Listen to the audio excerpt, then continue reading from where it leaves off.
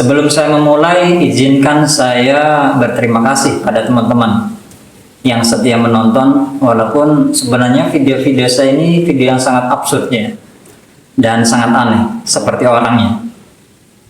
Dalam video ini saya akan melanjutkan tentang menuju penjelasan spektrum cahaya biru yang nanti akan saya jelaskan mungkin setelah lebaran ya, tentang video besar spektrum cahaya biru dengan pancernya Nabi Isa dan karakter yang ada di semesta peradaban wujud cahaya biru.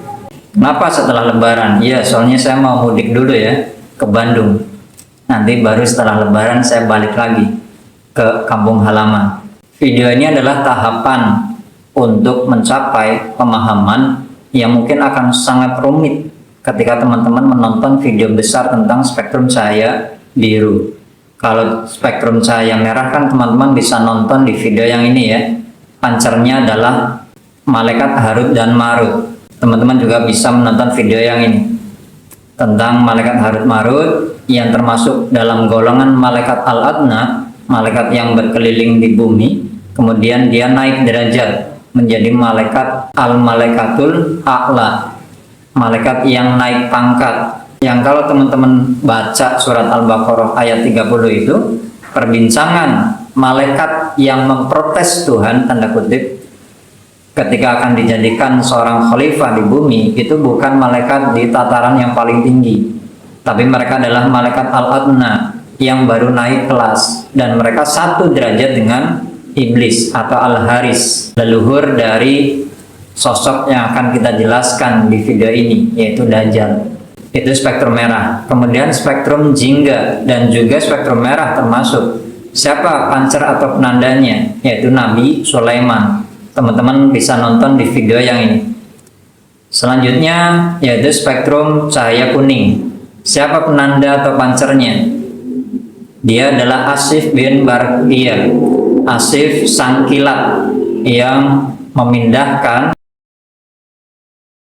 singgasana Ratu Bilqis hanya dalam satu kedipan mata.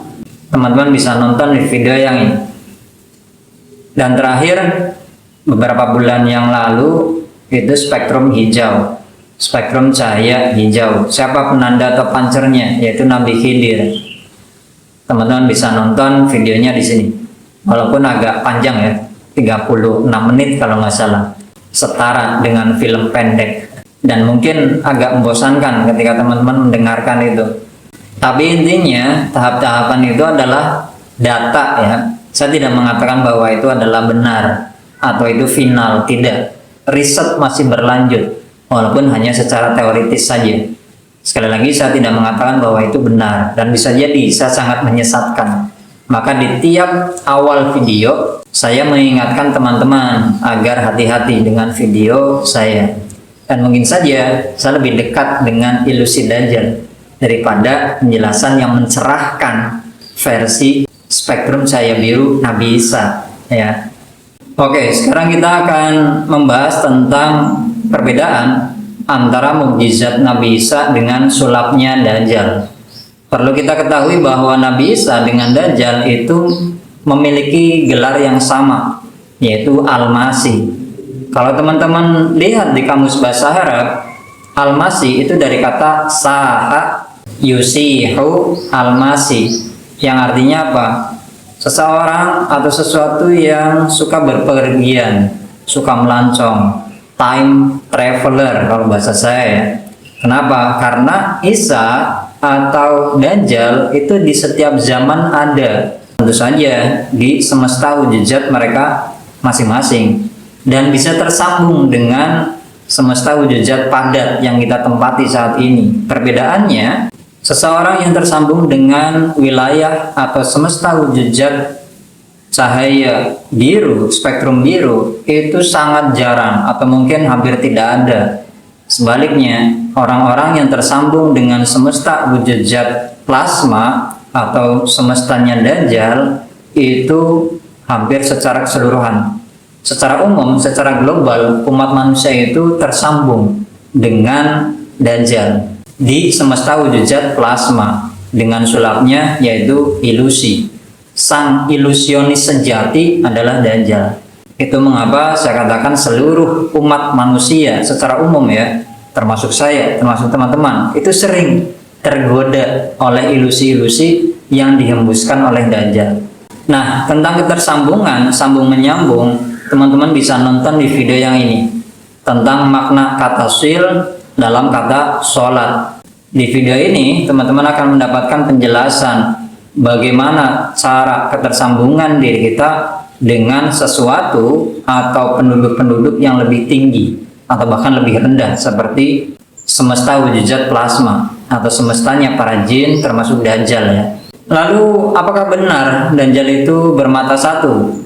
Kalau teman-teman lihat di kamus bahasa Arab, mungkin ya banyak ustadz, banyak ulama yang menafsirkan bahwa Dajjal itu bermata satu dari kata al-masih. Dalam konteks lain, al-masih itu artinya ia suka sebelah mata, condong ke satu mata. Nah, tentang penjelasan mata ini atau cara pandang melihat semesta, teman-teman bisa nonton video saya yang ini. Ini agar kita tidak tergoda, agar kita tidak hanyut, tidak tertipu oleh sang ilusionis sejati, agar setidaknya teman-teman itu melihat dengan dua mata, jangan dengan satu mata. Cara pandang hanya dengan satu sudut pandang. Nah, sekarang kita akan bahas tentang power atau kekuatan Nabi Isa melawan Dajjal. Berawal dari pertanyaan yang sering banget dibahas oleh para ustadz, para ulama ketika membahas pertemuan antara Nabi Isa dengan Dajjal. Pertanyaannya adalah, mengapa Dajjal itu tiba-tiba secara mendadak tubuhnya lemah, lunglai, lemes, dan kemudian meleleh, dan terakhir hancur ketika baru saja melihat Nabi Isa? Jawabannya apa? Ya memang tidak sebanding ya. Kenapa? Karena Nabi Isa itu dari semesta wujud zat cahaya spektrum biru. Seperti yang saya jelaskan di video ini, kekuatan beliau itu bisa mengubah struktur atom dari sistem default ke custom. Dan ketika sudah diubah atau tersambung dengan spektrum cahaya biru ini, tarian atau ikatan atomnya itu tercustom, maka sifat dan karakternya itu akan tanda kutip melanggar hukum alam. Dan itu secara mendasar, bukan hanya ilusi atau sementara, itu kekal. Kenapa? Karena selalu tersambung dengan wilayah spektrum cahaya biru. Seperti halnya yang saya jelaskan sekali lagi di video ini tentang kehidupan Siti Maryam dan Nabi Isa.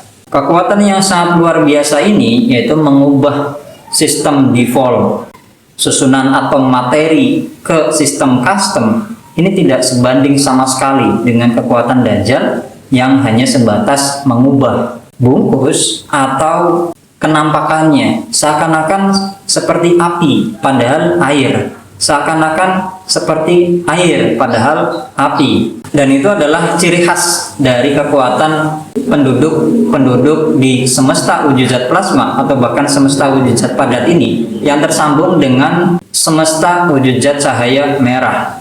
Dajjal sendiri tidak bisa memasuki semesta wujud zat cahaya merah.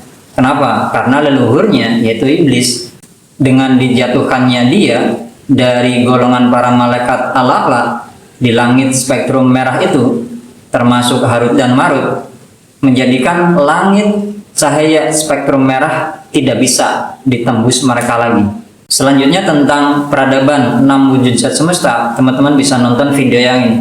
Pada kesimpulannya, secara singkat, kekuatan atau powernya Nabi Isa semisal itu turun ya, dan umat muslim yakin bahwa Nabi Isa akan turun kembali ke dunia wujud zat materi, entah dalam wujud seperti apa atau mungkin itu hanya kiasan. Intinya kita yakin bahwa suatu saat nanti yang dikatakan Quran itu benar.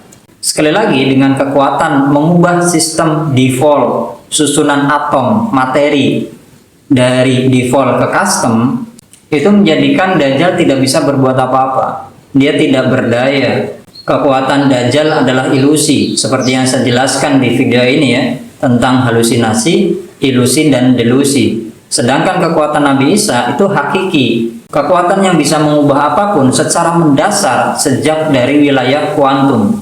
Mungkin itu mengapa Tuhan membiarkan iblis atau dajjal itu menggoda manusia. Mereka bebas menipu, memberikan ilusi, menggoda, menjadikan manusia tertipu dengan dunia ini selama ribuan tahun. Kenapa? Karena datangnya Nabi Isa 1 detik saja itu bisa menghapus semua ilusi yang dilakukan oleh Dajjal. Tapi itu mungkin ya, kan saya hanya berhipotesa, saya tidak sedang mendalil. Sangat mungkin apa yang saya jelaskan ini atau riset saya secara teoritis ini itu salah dan menyesatkan.